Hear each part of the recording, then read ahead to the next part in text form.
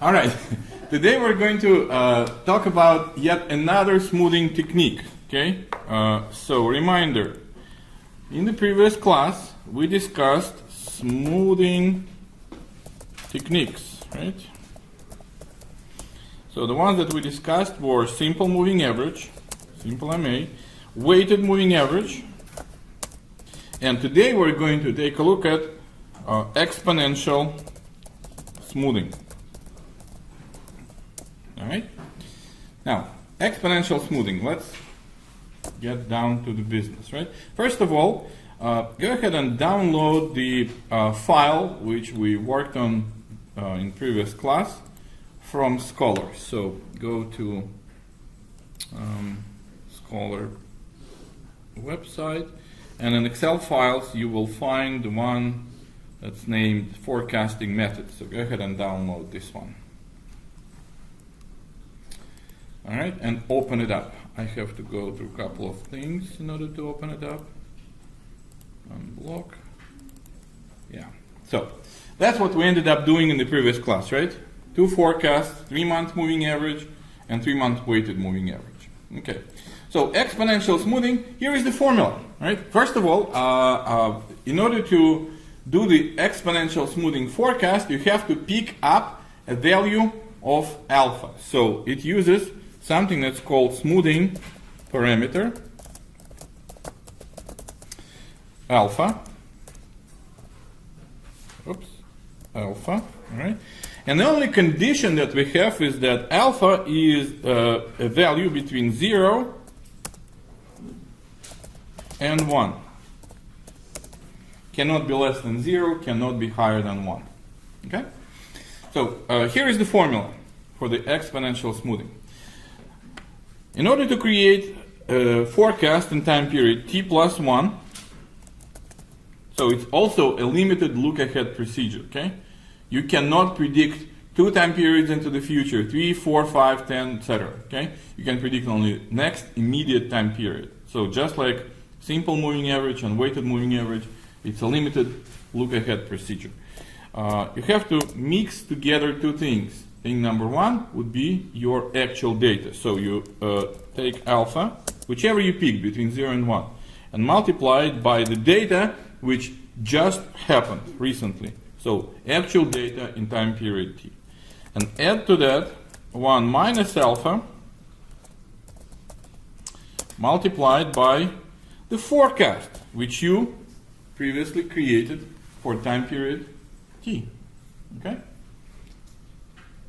Simple as that. All right. So let's give it a spin. Right? I have Excel file with my data right here. Let me close out the other one. All right. So here's what I'm going to do. Over here in the column K, I'm going to start creating smoothing, exponential smoothing, right? Forecast exponential smoothing. And just like I told you, what we need to do is pick a value of alpha. For now, I'm going to do it randomly. Okay, I know that it's the value between 0 and 1. So here's what I'll do. Down here somewhere, all right, say in this cell, I'm going to say the value of alpha that I'm going to use is 0.3. Where is 0.3 coming from? Right now it's random. I like the number 0.3. Okay, then 20 minutes later, we're going to find out how we can actually change, how we can use Excel in order to find the best value of alpha that gives you the highest accuracy, highest forecasting performance, right? Okay. Couple of things that I wanted to emphasize, all right? Number 1, let's actually consider 2 extreme cases, okay? Extreme case 1, okay? Oops. What if your alpha is 0? Alpha cannot be less than 0, right? But what if it is 0? Then here's what happens. Your forecast for the time period t plus 1 is going to be equal to And I'm going to just apply, so extreme case 1, I forgot to write alpha equals to 0, right? If alpha equals to 0, then this term disappears, agree? Alpha times the most recent data is gone. 1 minus 0 is 1, and therefore your next forecast, ft plus 1, is exactly equal to your current forecast in the current time period. All right? So that means really, in realistic terms, that your forecast in time period 2 is exactly equal to the forecast in time period 1, right?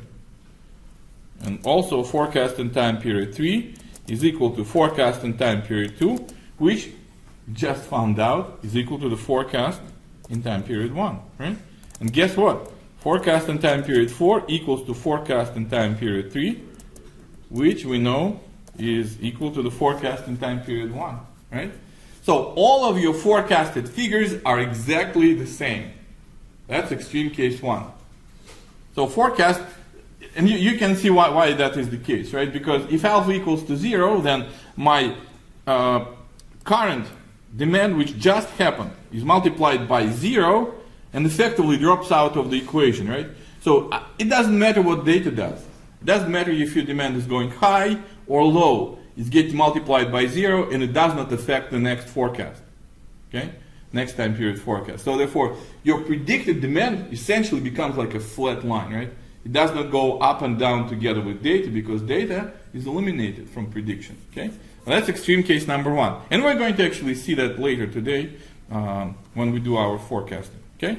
Extreme case number 2. Can you guess what that is? Alpha equals 1. That's exactly right. Extreme case number 2. What if your alpha equals to 1? Then your forecast for time period t plus 1 becomes what? Now 1 minus alpha is 0, agree? If alpha is 1, 1 minus alpha is equal to 0. And therefore this term disappears from the equation. And the only thing that we have is 1 times the actual data. Okay? So your forecast for the next time period is exactly equal to the actual data in the current time period. All right? So essentially what happens is you're waiting until you observe current demand. Let's say I'm standing at the end of time period 20, just randomly, right? And I know that my demand was 150 units. And that becomes my forecast for the next time period. I'm predicting that in time period 21, I will see 150 units of demand. Now, time period 21 comes along. My demand turns out to be 168. And I'm going to say, well, now my forecast for 22 is 168. So essentially my forecast is exactly equal to the data with 1 time period lag. Okay? And you will see that actually as we do the forecasting. Okay? So I wanted to emphasize these 2 extreme cases. Now, here is the issue though, ladies and gentlemen. Okay?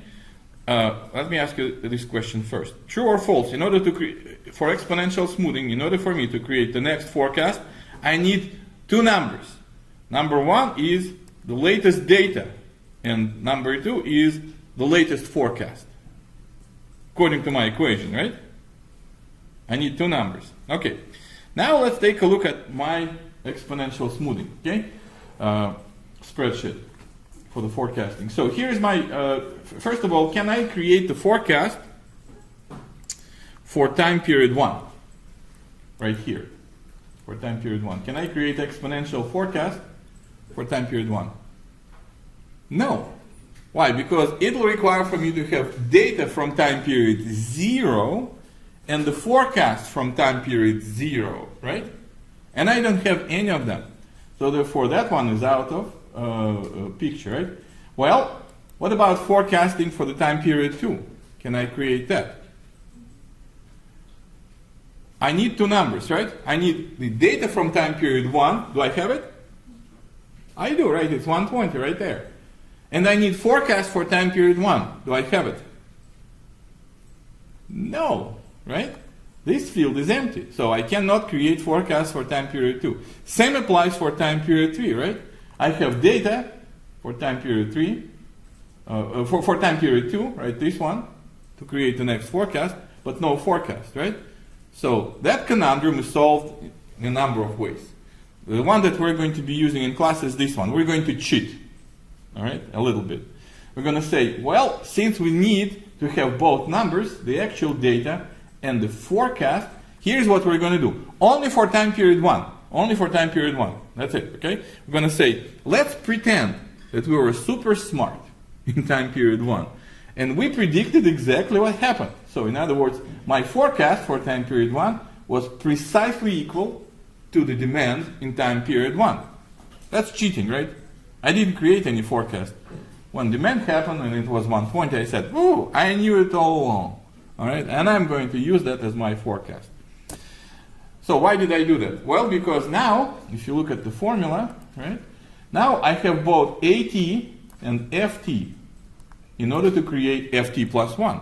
Okay? So let's do exactly that. Let's switch back to our beautiful spreadsheet.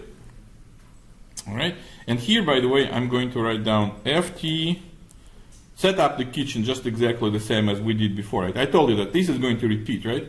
Each time you use the forecasting technique, we need FT. What's the next one? Error, right? Next one is absolute value of error. And the next one is error in time period T squared, right?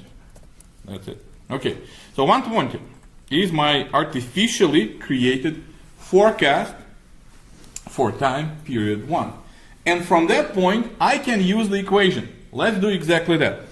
So I'm going to implement that formula right here, okay? Alpha times the actual data from previous time plus 1 minus alpha times the forecast from the previous time. All right, let's do that. And that's why, by the way, I put the alpha, let me make it smaller, hold on, so that it fits on the screen, just like that. All right, that's why I put my alpha down here, all right, so that I can reference that. So I'm going to say alpha. By the way, is there anything that I should do with this? Because eventually I'm going to have to copy it down, right? To create all forecasts. Is there any? F4. F4, right? I need to put dollar signs to create an absolute reference, okay? Alpha should not move. It should be used by all cells, right? So therefore, F4, just like that. And that is multiplied by my actual data from the previous time period. That would be A1, correct? Because I'm creating F2. Kaboom.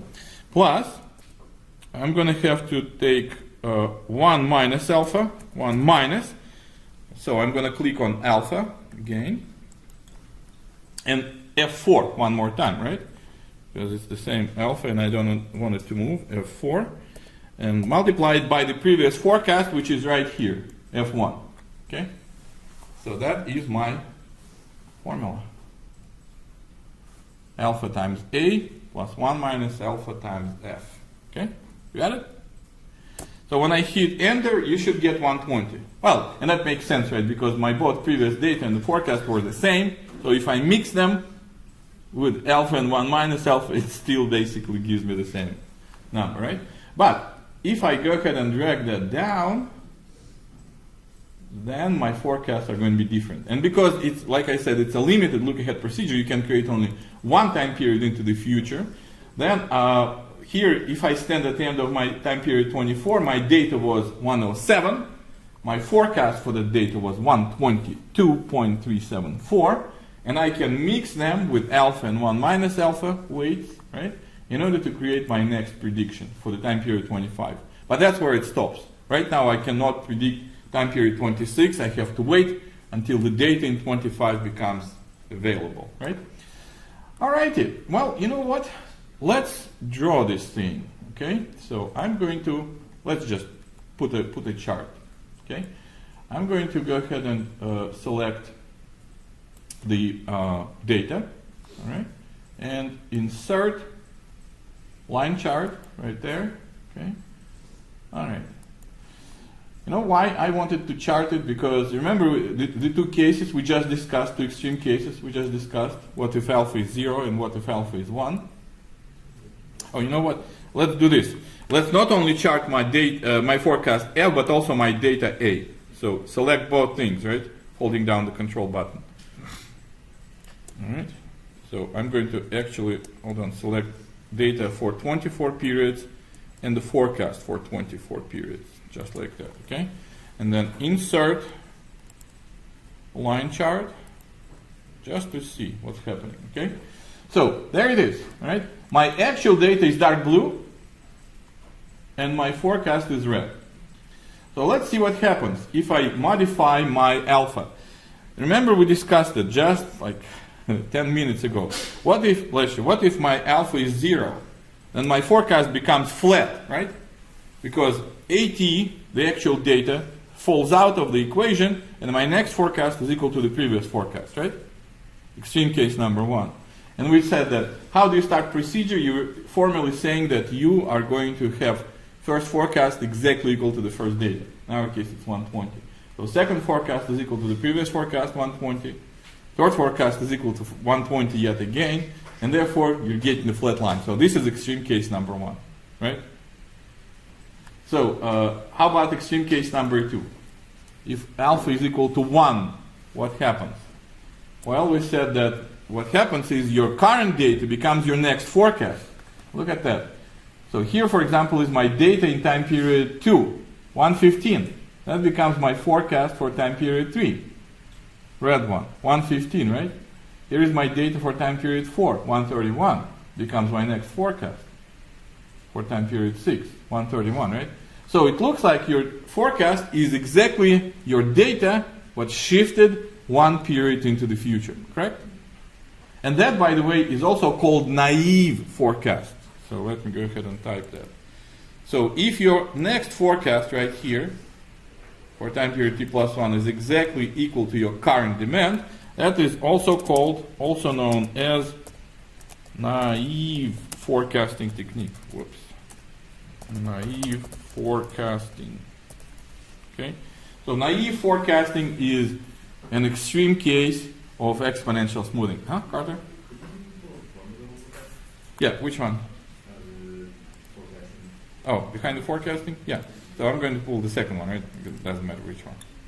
So what you do is you take the previous demand, previous data, previous actual data multiplied by alpha, and previous forecast multiplied by 1 minus alpha, and add them together. Okay? Make sense? All right. So let me go ahead and change alpha back to something like 0.3. Because what I want to do next actually is to show you, like, why 0.3? Why did I pick 0.3? No reason, right? Just something I came up with. There should be a number which basically gives you the best MAD and MSC, right?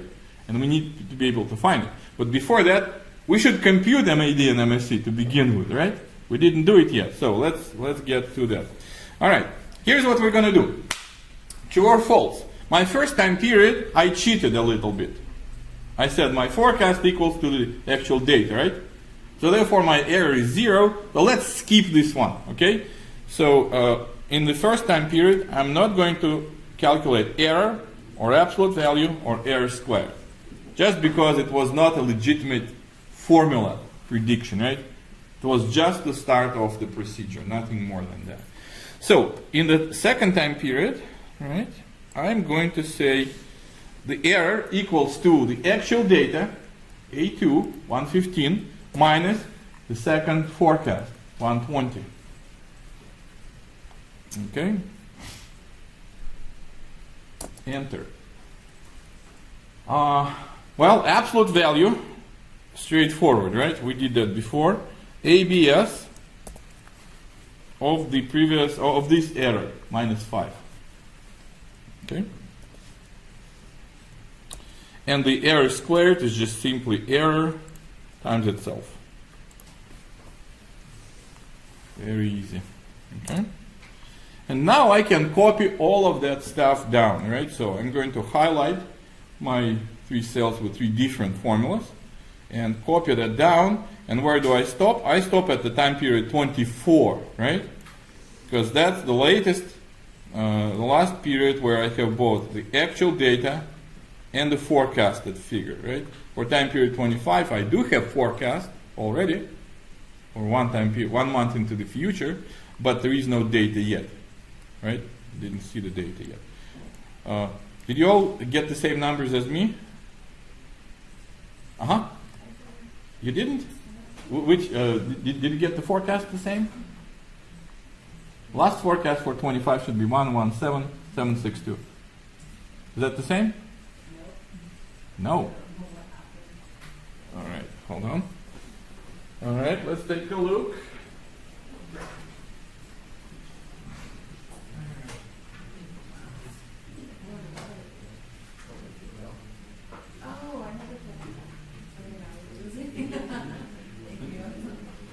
All right. So, why did I compute all these columns? Well, in order to calculate MAD and MSE, right? So, let's go ahead and do that. MAD and MSE. So, in order to compute the MAD, I'm averaging out the values in column M, right? Where I have absolute errors. So, average of absolute values, starting with this one, second time period, all the way to 24. Close the brackets, and my MAD is 6.44, right? MSE, same exact thing, average, but now I'm averaging out the errors squared. So column N as in Nancy, right? Okay. Look at that. So now tell me, ladies and gentlemen, now I have three different forecasts in front of me, right? One forecast is simple moving average, another is exponential smoothing, and another is weighted moving average. Which one do I trust the most? Exponential smoothing. Why? Because both MAD and MSE are lowest, right? For this third one. You see that? 6.4411 MAD, less than everything. And MSE 62.99, it's less than all the other MSCs, right? But did I get the best value for the what's it called? Alpha. 0.3 was just some random number between 0 and 1, right? I came up with that. Let's see what happens. What if I have 0.4? 6.68. So that goes up, right? What if I have 0.2? 6.23. So that one goes down apparently, right? But should I keep guessing? Should I just try different numbers? No, not necessarily. So here is what we're going to do, okay? Go ahead and click on your tab data. We're going to use Solver to find the best value for MAD or MSE. In fact, we're going to do both of them, okay? So click on the tab data, and there you should see Solver. Do you see Solver button? Some of you probably see that. How many of you don't see Solver button? Yeah, me neither. You know how to put Solver back in the game? Here. You have to go to the File menu, and then Options, all right? And on the left side, pick Add the Ins. And at the bottom, where it says Manage Add-ins, you say Go, all right? So Solver, the reason why I don't see the button for Solver is because it's not enabled. So it's installed on the computer, but I just don't see it. It's not showing. So I'm going to select Solver, click OK, and it should, yeah, it appears right here. Okay. So now I can set up Solver. So go ahead and click Solver, and here is basically a decision point for me in a sense. Which one do I want to optimize, to minimize? My MAD or MSE? And we discussed the difference, right? What did I tell you in the previous class? MSE tends to blow up individual large errors, right? So if you have all errors are okay, but one of them is especially big, MSE will surely reflect that, right? So therefore, if one wants to avoid individual large errors, then they should use MSE, right? Because it's sensitive to large values of individual errors. If they're all large, it's going to be even bigger, right? So MAD also senses that, but it's not squaring the errors, right? So therefore, it's less sensitive to the large errors. So let's go ahead and do them both, actually, one at a time, okay? So first things first. Let me go ahead and say I will want to mess with MAD. So my objective would be set MAD to what? Minimum or maximum? Minimum, right? I want it to be as small as possible. By changing what value? Alpha, right? I want Excel to mess with alpha and find me the smallest MAD that it can. And there are a couple of conditions though, a couple of constraints, right? So I'm going to add, first constraint that I'm going to add is that my alpha cannot be higher than what? Or cannot be less than or equal to 1, right? Alpha is a number between 0 and 1. So it should be less than or equal to 1. That's one constraint. And I'm going to add another one. Alpha also always should be greater than or equal to 0, right? So two constraints. Alpha is less than 1 or greater than 0, right? Or it can be 1 and 0 as well. And last thing is, at the bottom, almost, we're going to have to pick the solver method. In this one, we're going to pick nonlinear. Why? Because, when you're squaring things, squaring errors, that's basically a nonlinear operation. Okay. So later in this semester, when we're going to discuss transshipment, transportation problem, facility allocation models, we're going to be using simplex linear programming. Okay. This one we're going to stick with GRG nonlinear. Okay. All right. So I want to minimize MAD, and let's see what happens. I'm going to click solve, and it says, okay, I found apparently a solution which gives you minimum MAD. So I click OK, and look at that. My alpha, the best alpha for minimizing MAD that gives me smallest MAD possible is almost 0, right? 0.0172. Okay. Did you get the same answer, by the way? Okay, good. Oh, and just to emphasize actually what I said earlier, let's plot it. Okay? So I'm going to highlight, so let's plot the actual data. I'm going to highlight the data, and holding control down, I'm going to highlight my forecast for exponential smoothing. Okay? And insert, where it is, insert a line. There, okay? Let me scroll it down a little bit. Alright, just like that. So what I see on the picture is my actual data is a blue line, right?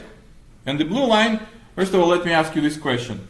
Does my data display trend, up or down?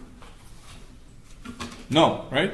Is there a seasonality, predictable variation that you can see consistently? No. Is there a cycle, like long-term wave? No. The only thing that it has is randomness, because it always has randomness, right? So my actual data is flat, right? Average is the same, but it has highs and lows, ups and downs because of randomness.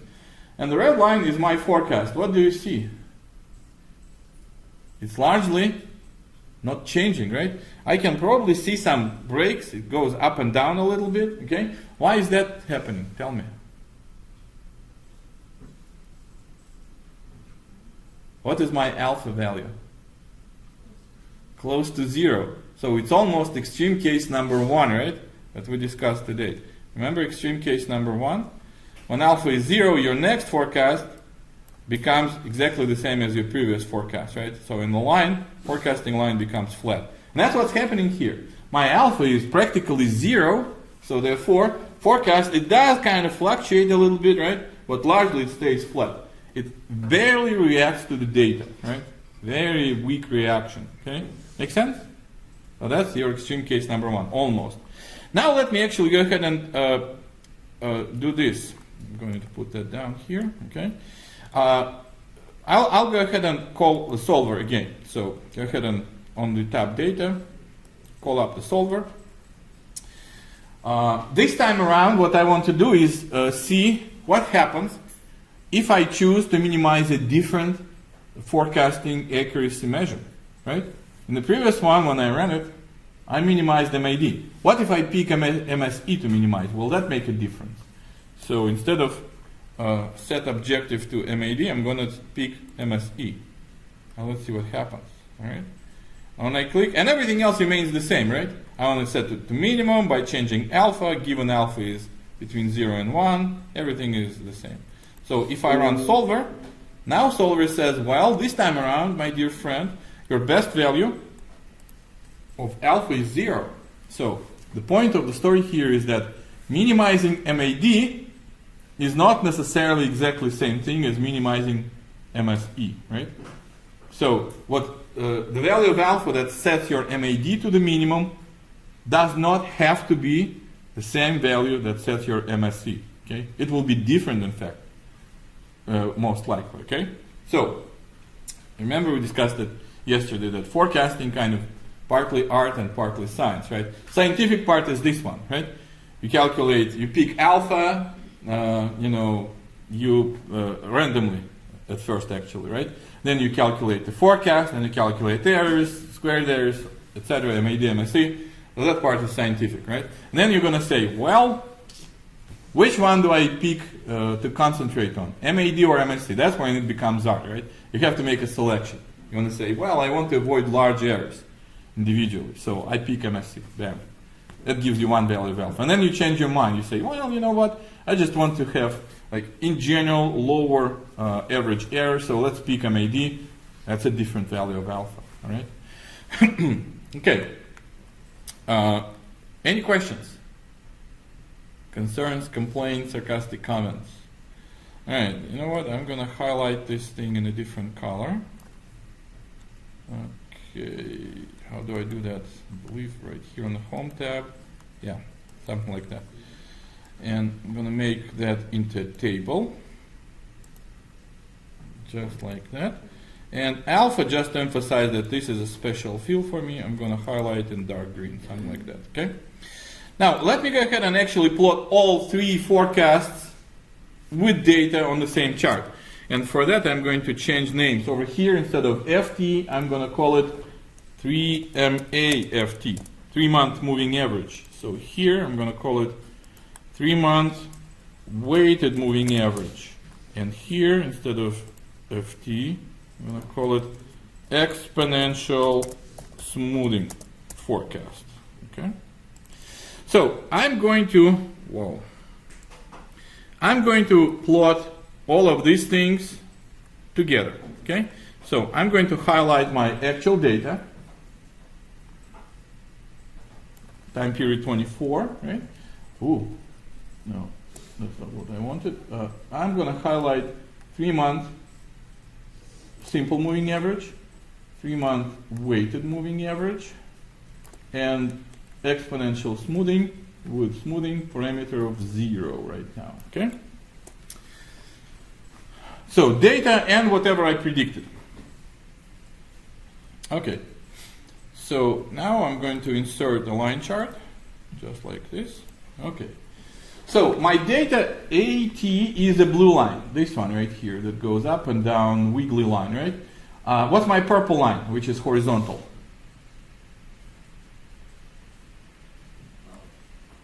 Exponential smoothing, right? That's my exponentially smooth forecast, okay?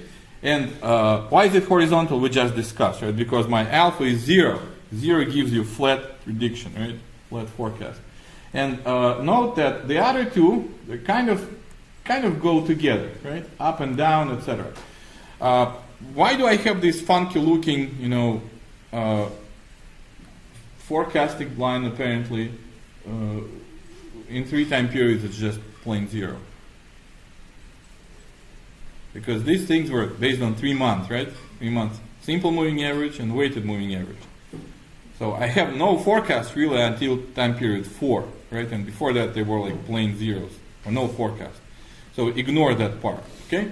Now, do you see that my simple moving average and weighted moving average, they're kind of reacting to the data, right? So for example, here I have a peak in time period 5, and that basically brings up my forecast for the next time period, right?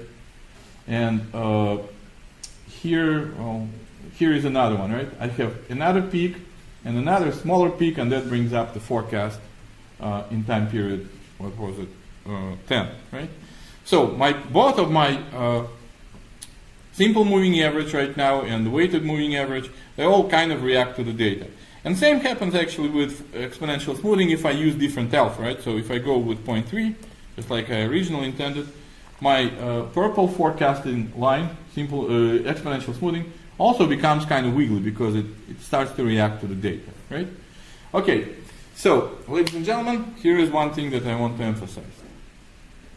these three techniques, which we just discussed, simple moving average, weighted moving average, and exponential smoothing, they work the best when your data is flat with random variations.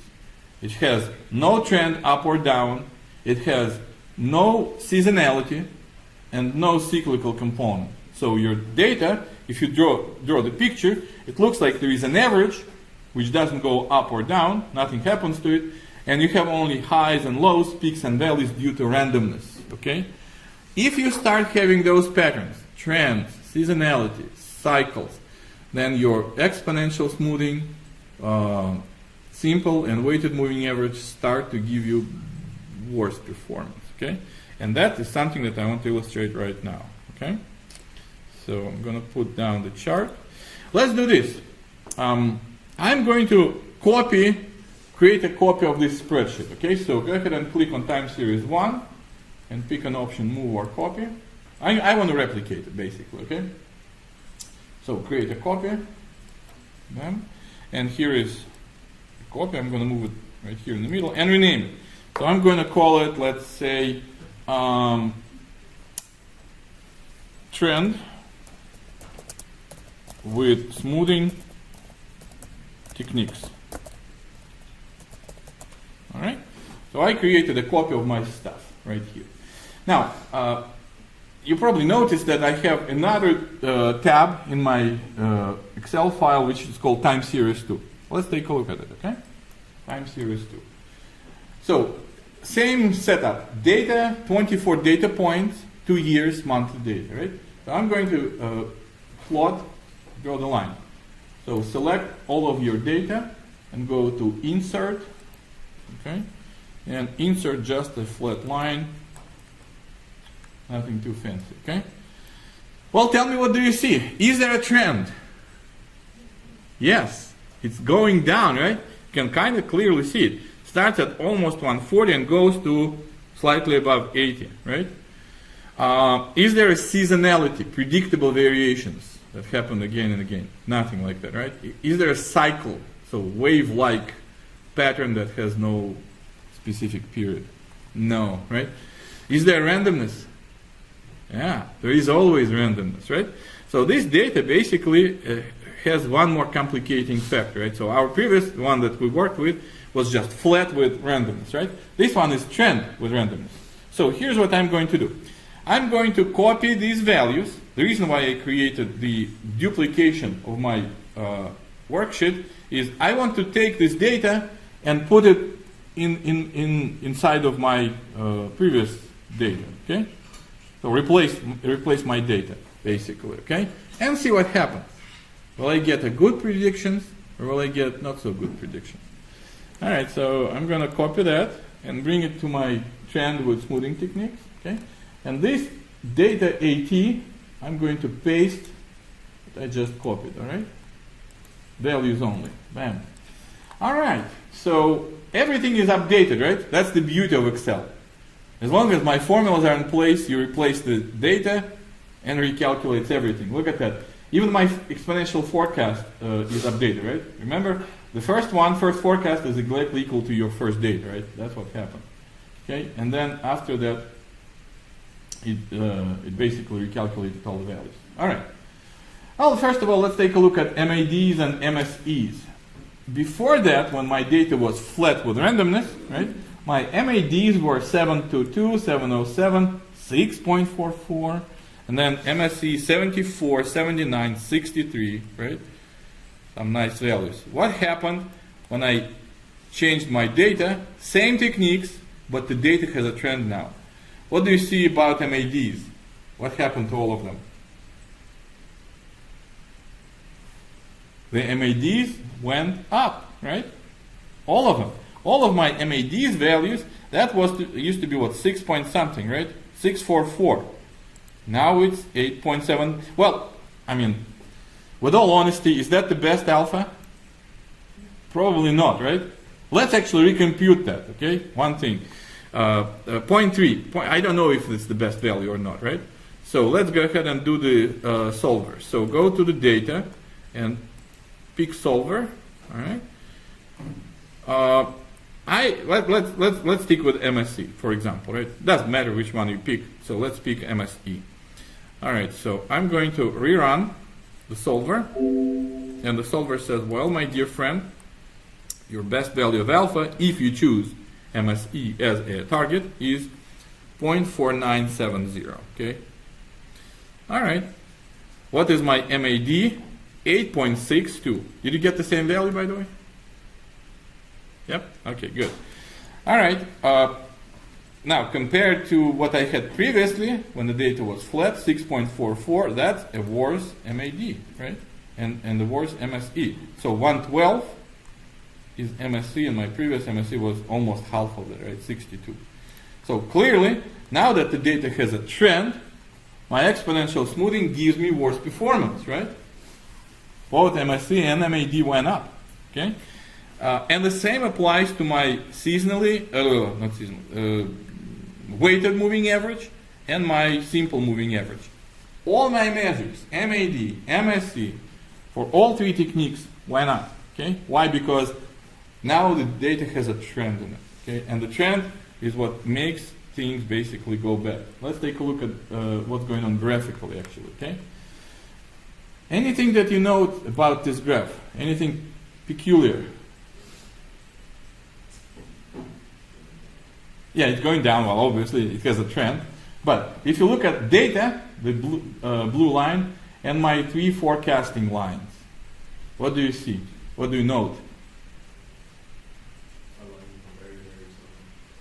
Yeah, my forecasting lines are close together, right?